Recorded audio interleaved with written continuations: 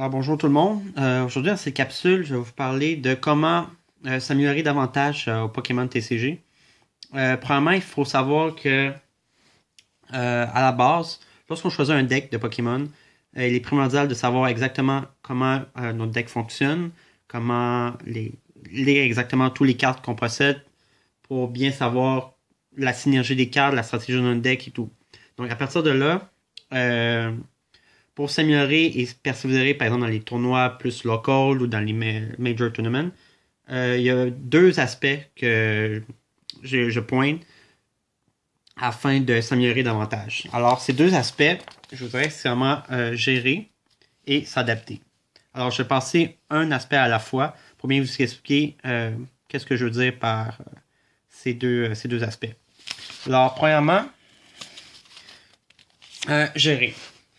Donc, à tous les tours, ce qui est primordial, c'est vraiment la différence entre un joueur plus, je vous dirais, débutant ou quelqu'un qui est plus expert et qui connaît plus ses cartes et tout, c'est la gestion de ses ressources. Alors, pour vous donner une idée de qu'est-ce que est la gestion de ressources, c'est essayer de, à chaque tour, optimiser sa gestion de ressources pour avoir assez de ressources dans les tours suivants, en late game et tout. Donc, de ce concept de gérer découlent deux autres concepts, qui est les hard cards et les soft cards. Donc, je vais vous donner un exemple de hard cards. Les hard cards, par exemple, c'est des cartes que la carte est seulement ce qu'elle est. Donc, par exemple, un Pokémon, un énergie, un supporter comme Lisandre, par exemple, un Choice Band. Donc, ces cartes-là, c'est des cartes qui sont seulement ces cartes. Donc, vous allez plus comprendre lorsque je vais vous montrer des soft cards. Donc, pour les soft cards, par exemple, j'ai des cartes comme Seeker ou non, Ultra Ball, Acrobat. Il y a beaucoup d'autres cartes de ce genre-là, mais pour donner une idée. Alors, la différence entre ces deux cartes-là, c'est que ces cartes-là nous permettent d'avoir accès aux hard cards. Et les hard cards, c'est des hard cards. Donc, ce qu'on veut vraiment dans notre deck, c'est avoir le plus possible de soft cards. Parce que ces soft cards-là, devient des hard cards qui est la base de notre stratégie. Donc ces cartes-là, à la base, sont pas vraiment le core de notre stratégie, c'est plus les hard cards. Alors, ce que j'en remarque beaucoup, par exemple, dans les personnes qui débutent à ce jeu, ou les personnes qui débutent à ce jeu, c'est souvent, dès qu'ils ont une soft card dans leur main, peu importe la situation, ils vont toujours la faire.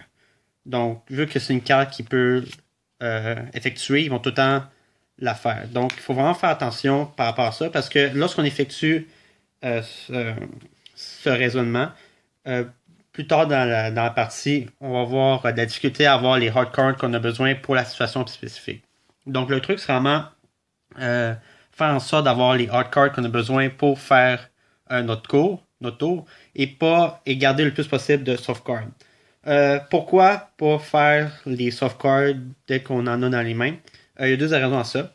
C'est par exemple que à chaque tour, il faut avoir un plan de match de ce qu'on veut faire durant ce tour-là. Dès qu'on atteint ce plan de match-là, que notre tour est de façon optimale comme on voulait, il faut arrêter d'essayer de faire d'autres soft cards. Pour deux raisons. Premièrement, c'est notre adversaire, le tour suivant, va pas nécessairement faire le plan qu'on avait pensé qu'il allait faire. Donc, supposons que notre tour d'avant, on avait fait notre tour, on a fait ce qu'on voulait faire. Et là, on fait un autre Smell pour avoir un VS Seeker parce qu'on sait qu'on va avoir besoin de Lisandre le tour d'après. Mais supposons que notre adversaire fait pas le plan qu'on avait planifié, il fait quelque chose d'autre, puis là, on n'a plus besoin d'un VS Seeker pour un Lisandre, mais on a besoin de chercher une autre carte avec un Smell. Mais là, on va être pris avec un VS Seeker qu'on ne voudra pas nécessairement avoir. Donc, c'est pour cette raison-là qu'il faut garder le plus possible les soft cards dans nos mains lorsque notre tour est déjà fait, complet, qu'on n'a plus besoin d'autre chose. Une autre raison aussi pourquoi il ne faut pas faire trop rapidement nos soft cards lorsque notre tour est déjà fait, c'est cette carte-là, qui est N. Donc, même si notre adversaire fait exactement ce qu'on voulait faire le tour d'après, qu'on avait des cartes qu'il fallait, même s'il fait N, on retourne à la case départ et on pige d'autres cartes. Donc, ce qu'on veut vraiment, les cartes qu'on veut vraiment piger lorsque notre adversaire fait N, c'est vraiment les soft cards, qu'on veut le plus. Et non des des hard cards, à moins d'être pas mal chanceux, mais ce qu'on veut vraiment, c'est avoir le plus possible de soft cards dans notre deck pour bien piger par la suite d'un N qui peut être un N pour 2 ou pour 3. Donc, ce qui est l'ensemble du concept géré, c'est vraiment gérer ses ressources avec les hard cards et les soft cards. Alors, l'autre concept, c'est s'adapter. Lorsqu'on se construit un deck, on a vraiment une stratégie de base par rapport à notre deck. Notre deck va aller du point A au point B dans sa stratégie. Ce qui fait vraiment la différence aussi, qui peut faire la différence d'une victoire ou une défaite, c'est aussi la capacité à adapter notre stratégie. Supposons qu'on a des match-ups qui sont un peu différents de la normale ou des mauvais match-ups.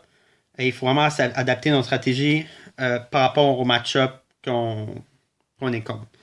Par exemple, lorsqu'on joue comme un deck qui item lock, il faut jouer assez différemment que d'habitude. Lorsque, par exemple, on a des items que normalement on serait pas supposé faire au début, mais on va les faire quand même parce qu'on a peur d'être item lock par après. Donc ça, c'est un exemple parmi tant d'autres.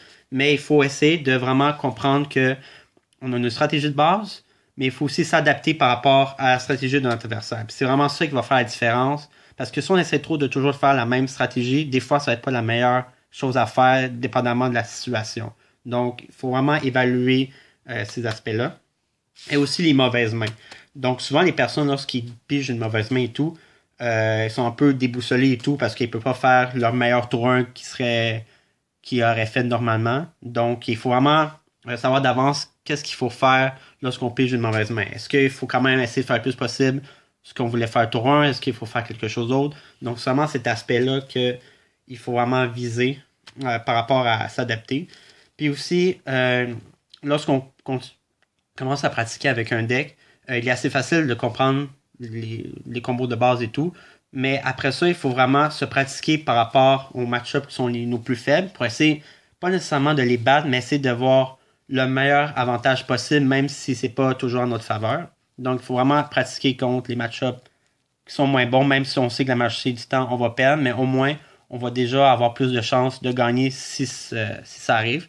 Et les mauvaises mains, donc aussi se pratiquer lorsqu'on pige les mauvaises mains, essayer de pratiquer le plus possible d'autres stratégies qui sont moins efficaces parce qu'on a une moins bonne main, mais aussi pas abandonner notre espoir de gagner parce qu'on a une mauvaise main.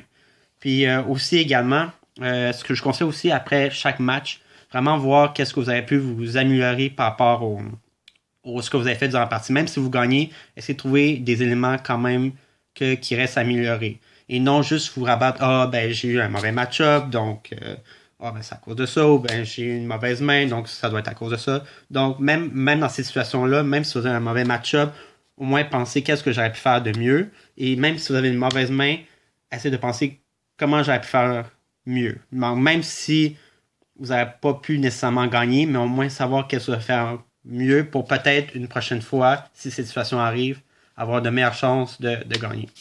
Alors, ceci conclut ma vidéo selon les aspects gérer et s'adapter. Alors, si vous avez des questions, des suggestions, quoi que ce soit, veuillez commenter dans la vidéo. Merci de votre écoute.